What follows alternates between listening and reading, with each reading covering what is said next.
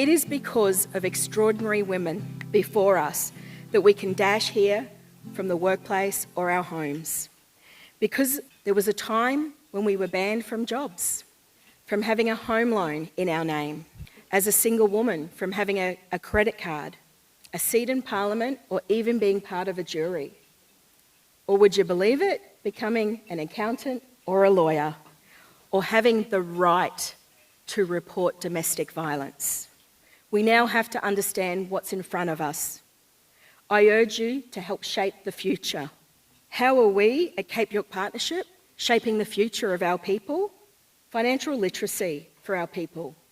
We are getting there, empowering our families with money management. A better life begins with a better budget.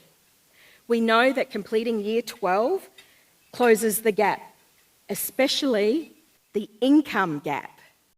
We have more than 450 alumni from our scholarship program. That is a fantastic amount, but there are too many more that need to be able to access this, and frankly, missing out. Today, you will hear and see how important this is from an outstanding graduate of this initiative.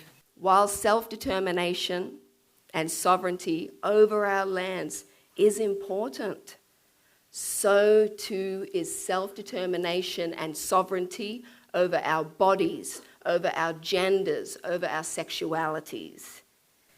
Despite much evidence in Australia and around the world which demonstrates that colonisation displaced and disrupted our community understandings, traditions, and practices around gender and sexuality diversity. Because of this disruption, in many First Nations communities today, including across the Cape York Peninsula, disclosing or openly expressing a diverse gender and sexual identity often leads to two things: discrimination and dehumanization. It is time that our communities not only received but also accepted the truth of our story, because shame dies when stories are told in safe spaces.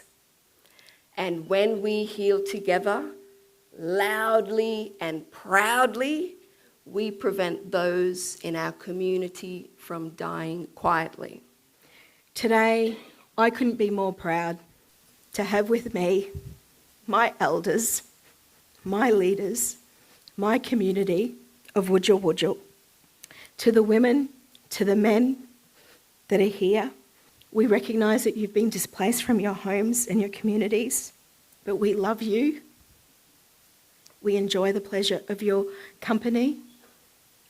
And more importantly, you have our respect for your resilience, your courage. There are a lot of families besides our mob in that broader sector of the community. Machan's Beach, Holloway's Beach, Lake Placid. We have so many friends and families that have been affected in those areas. To see that community spirit, to see everyone come together, can I please ask those who have been affected, those who are here from Wujal, the leadership, and those leaders that are with us who are helping to support you in the community sector, could you please stand? Let's give them a round of applause. Karen Gibson is a nationally acclaimed artist who has designed your gift for today. Please understand how precious that is. Under her leadership and mentorship, her families have transformed their lives. She will say to you that there is so much more to do. Improve language restoration, well-being, balance, school completion, jobs for her mob. When times are tough, Karen is there. How do we as women, not only ourselves, but encourage other women to be proud of what we've done and champion others? From my point of view, I've always thought that if I get the opportunity to make a difference, I will, but always take another Aboriginal and Torres Strait Islander person with me. And certainly for every role that I've had in the Commonwealth, I've essentially set it up so that there's been an Aboriginal or Torres Strait Islander person, usually a woman, who's come behind me. And I'm really proud of that. They've had to do the work themselves, but I'm really proud that I've been able to create those opportunities. How do we get our women in small businesses and create something for themselves, for their families, and create that avenue for everybody else? Now, Ords, you were one of the first early respondents leading the recovery and care process. Your work since January has been 7 days. You man the 24-hour call line. You drive the bus on weekends. Keen for you to share how you take care of yourself. So how do you make sure that you're okay while you're trying to make sure everyone else is okay? I think living out of Cairns has helped as well, because as I drive along the highway, I can abuse everybody that's driving stupidly, secretly in my own car, all the F's and whatever. And then by the time I'm home, I'm relaxed and, well, I hope I am. For me, the whole time, what got me interested was a great woman. In this case, it was Fee. But her ability to stand by her convictions, no matter what was happening around her, and stay on a path. Like, that path never changed for her from the moment I met her.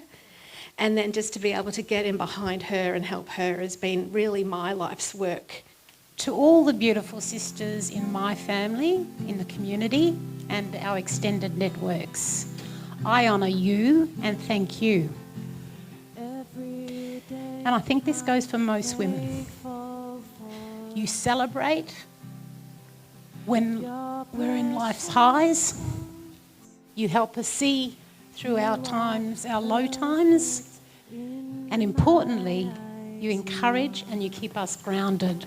So beautiful.